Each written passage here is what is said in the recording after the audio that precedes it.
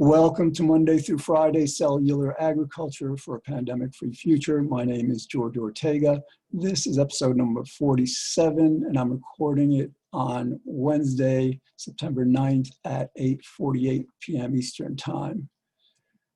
All right, I'd like to continue with this prospect that we can create a much, much better world by ending the farming of animals and transitioning to cellular agriculture so that we can continue to eat as much meat, fish, dairy, and eggs as we'd like. My most recent thought was actually perhaps to change the title of this series or the format to veganism for a pandemic-free future. You know, that's a very optimistic take,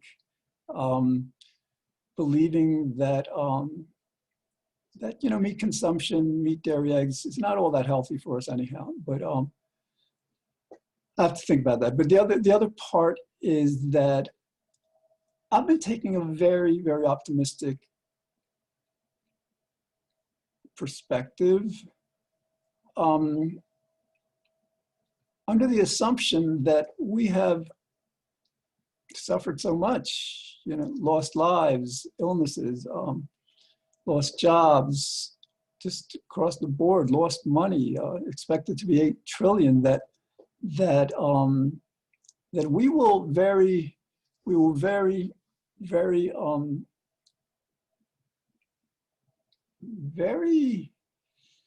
certainly, as we're moving out of this pandemic, understand that the only way we're going to be reasonably safe from future pandemics is to end the farming of animals, especially the factory farming, and transition to cellular agriculture. But, before we continue on this, because I'm optimistic about it still, because the alternative is a bit too dire. So, but for this episode, let's explore this alternative. Let's say that the businesses, the money that controls, the governments, our world, for some unfathomable reason, is not on board with this, and we as citizens can't defeat them at ballot box. I mean, ideally, this should happen, in March, April of 2021. But let's consider this prospect, because I was thinking about this earlier today, and we led by these businesses, really. These businesses, their ethics are certainly no better than ours, and probably a lot worse. We pay people to abuse and torture over 70 billion land animals each year. We abort as many lives each year as die of every other cause combined. We keep close to 1 billion people in extreme poverty that kills their children at a rate of almost 10 million a year from causes that are largely preventable. We're ignoring climate change. We're essentially ignoring the fate of our children, grandchildren, great-grandchildren, humanity. And so the prospect is we are really evil. I go through this over and over. I don't blame us. We're the last people I blame. I'm the last person to blame anyone, because I understand that, as Einstein and Freud and Darwin and Newton all understand, these guys are our top scientific minds historically. Nobody's even in their league, among the scientists. So I agree with them. They got it right. We don't have a free will. So it's not like we should blame ourselves for this this profound evil. But it'd be wise to consider that we live in a world that, notwithstanding, we are rewarded when we do good and punished when we don't. Okay, sometimes we're rewarded, when we don't do good, and punished when we don't do evil, apparently. I mean, like, it's only ever a guess, but I think we have an experience in the world to understand that, generally speaking, that's the way our world works. So, the thought came to me, all right, so these corporations, the livestock industry is worth $1.3 trillion. They may not allow us to end their industry. They would much rather just continue to be to making money regardless of what the cost to the world is. And so, I mean, it's hard for me to envision. I mean, let's back up. It's hard for me to imagine in a year or two or however long it takes, we're basically pulling out of this pandemic. We're not wearing masks anymore, and the social distancing is no longer necessary.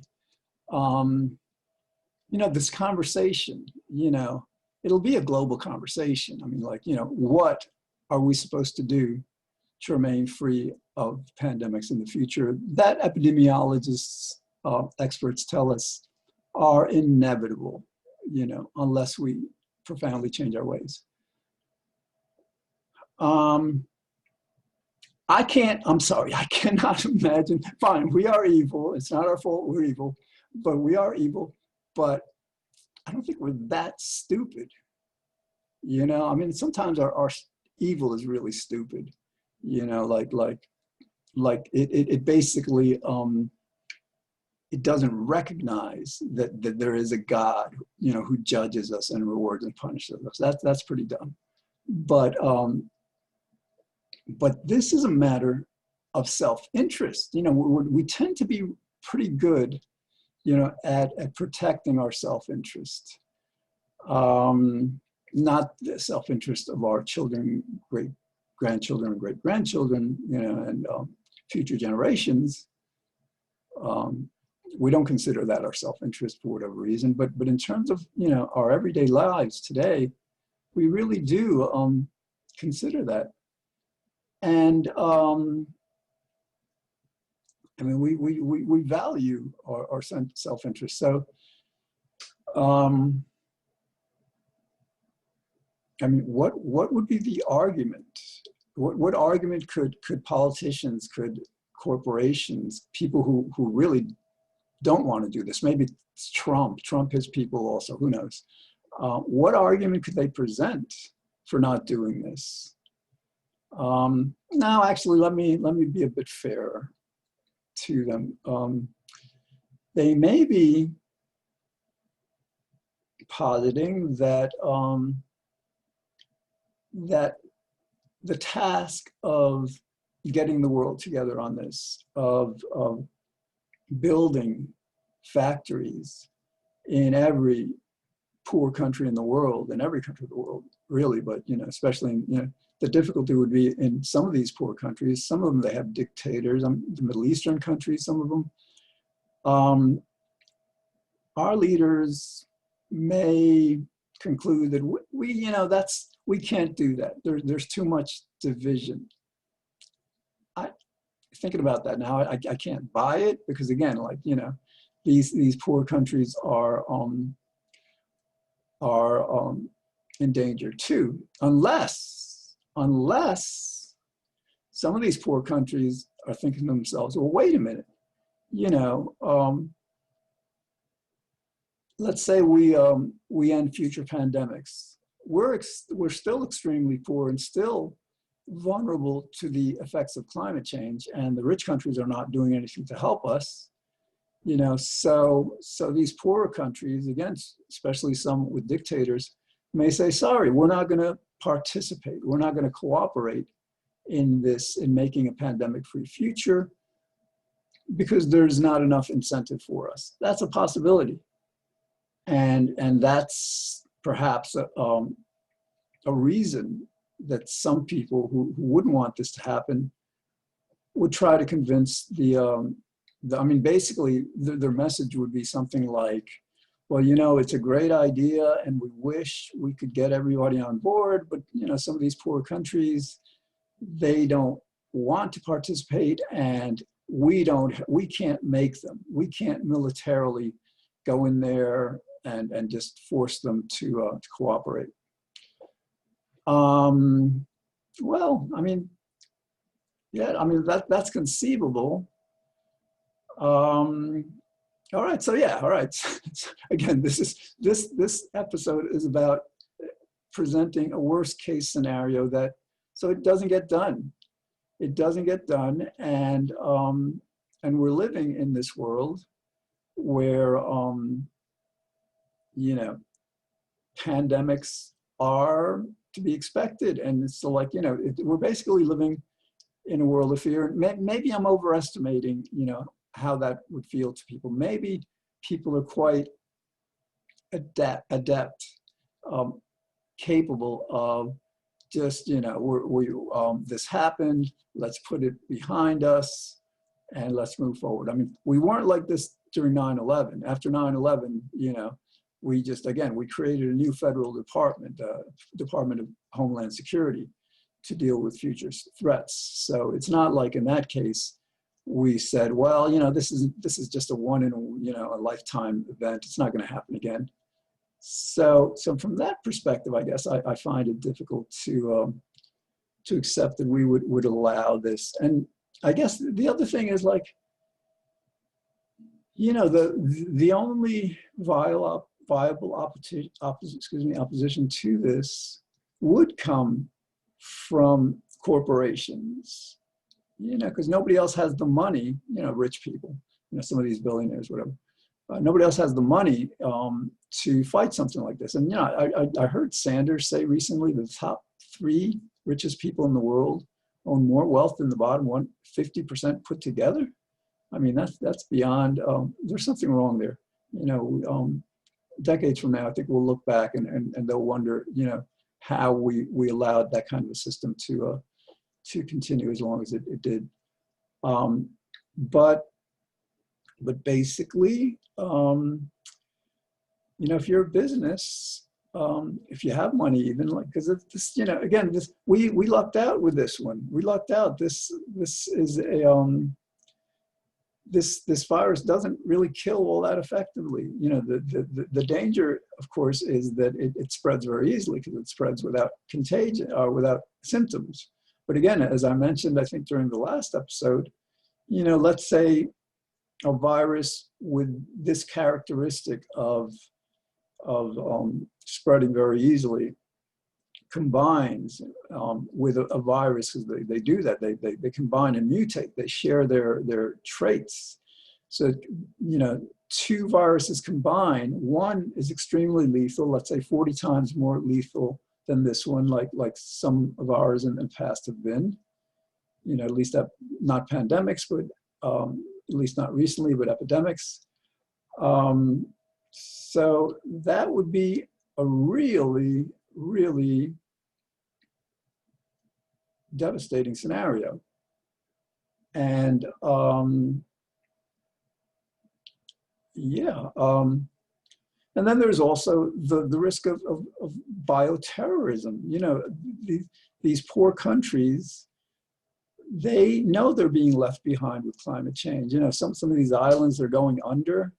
You know, they're you know, some places are just like becoming less inhabitable. The sea level is rising, and so we, you know, I guess, you know, a bad actor could conceivably just create one of these viruses in a lab and spread it. You know, that's scary. I mean, you know, but that might be, you know, as we're moving forward with climate change and the poor countries are being left behind, that's a plausible scenario.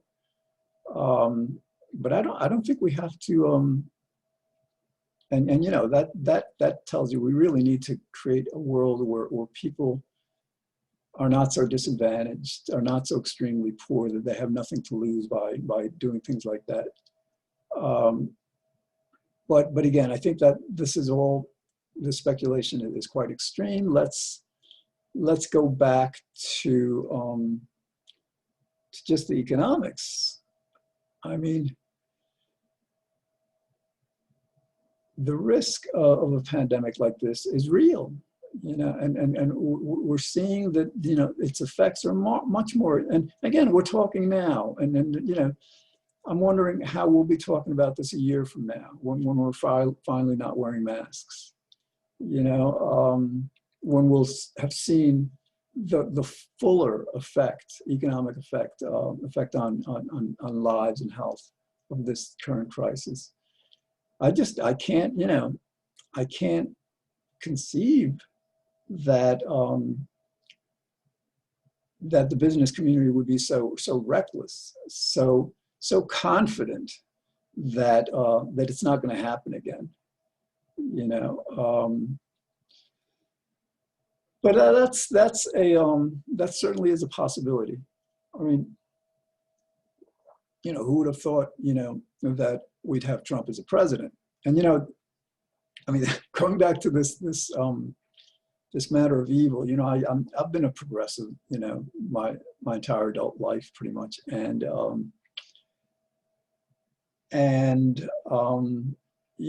to me it was like the Republicans were really the bad guys, across the board.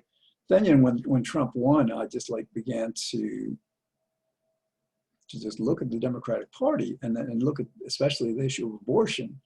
Whereas we should have been fighting for a way to ensure mothers, parents, that their children would be well provided for, because I imagine the vast majority of abortions, every year, again, about 50 million of them, are the result of people not being able to, or thinking they can't afford another child. They're in that much poverty, or just simply not having this value of human life that much, perhaps because in combination with the struggles that parents face. Look at this coronavirus. Look what's happening with schools and daycare centers and all. So yeah. So I guess what I'm trying to say is that the Republicans, with their ignoring the rights of people in the future, and the Democratic Party ignoring the rights of the unborn, there's a lot of evil to go around. And so yeah, so all right, so conceivably we decide to not do anything. Well, I mean, at that point, I guess there's not much else to say. It's just a waiting game. I mean, maybe they'll be smart enough to invest $50 billion not in cellular agriculture, but in universal vaccines. And maybe instead of taking 10, 20, 30 years or 40 years, we might have these in 10 years. And maybe we'll be lucky, maybe we'll be lucky. But, if that's the case, that's a bit unfortunate, because I doubt in these following 10 years that we would experience, fine, we will have dodged the pandemic bullet, but climate change is not like that. Climate change is a lot more inevitable. Climate change is it's on a schedule, and for example, with the permafrost, the frozen regions of Canada and upper latitudes, parts of Siberia and all, they are melting. They're basically frozen, and they're melting, about 50, 60, 70 years before they were expected to melt. They were supposed to melt. And they contain more greenhouse gases, twice as many greenhouse gases as are already in the atmosphere. So it could be that our civilization is on a downward spiral that will continue. And yeah, and so like in that case, I mean, like to strike an optimistic note, and then we have to get all philosophical. Then we have to consider, well, you know, like, I mean, let's look at the big picture, you know, like our known universe, you know, forget about what it was like before the Big Bang, but what we know, what science tells us, you know, has been here almost 14 billion years. You know, and logic tells us that, you know, time is going to go on, you know, trillions, you know, I mean, like, will there be an end to time? I'm not sure that logically that will hold, that, you know, because you know, some people say that there was nothing before the Big Bang. No, there was something, you know, there is nothing happens ex nihilo. You know, even with, you know, if you get theological, God created the world from God because God is eternal.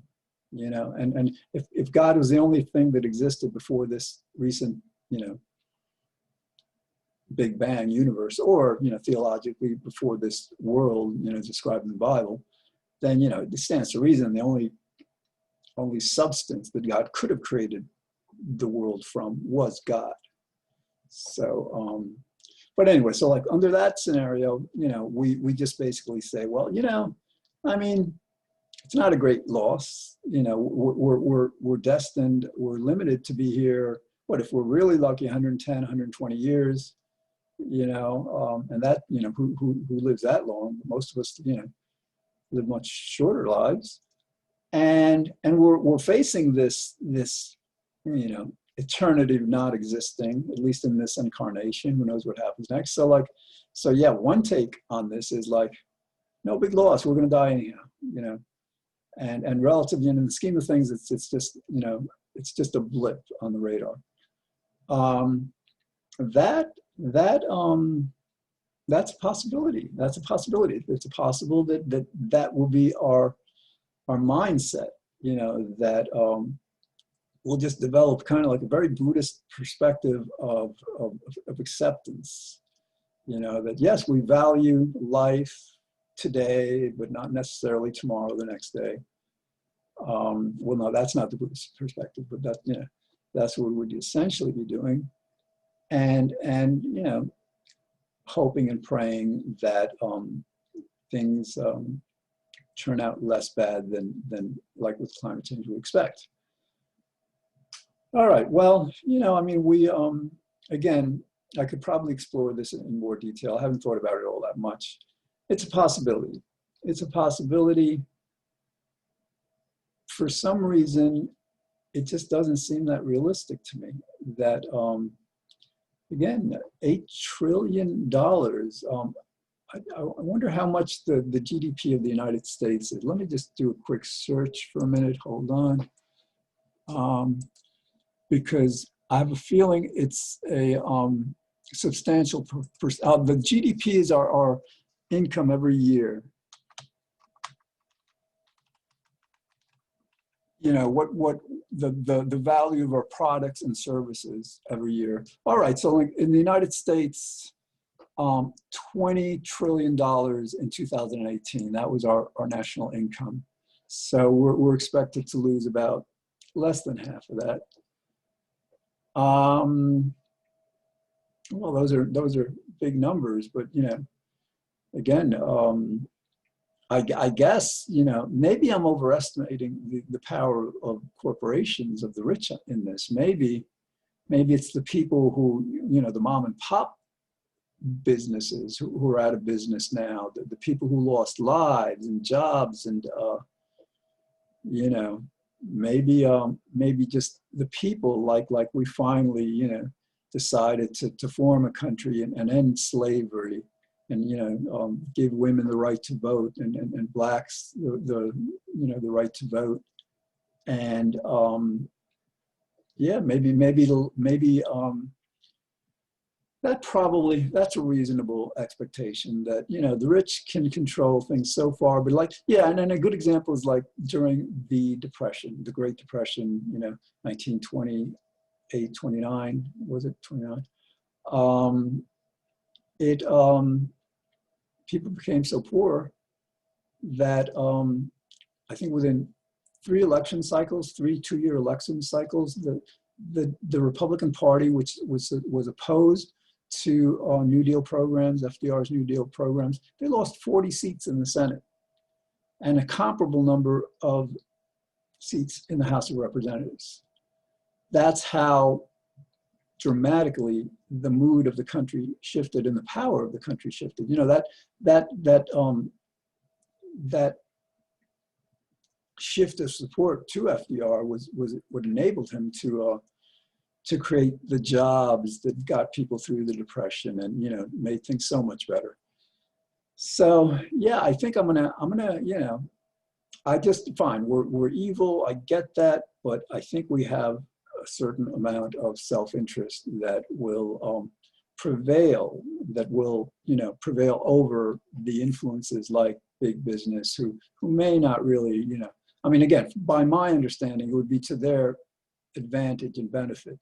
You know, this cost-benefit analysis, this risk analysis, to my mind, they would be foolish to stop, you know, this shift from livestock to cellular agriculture, but you never know.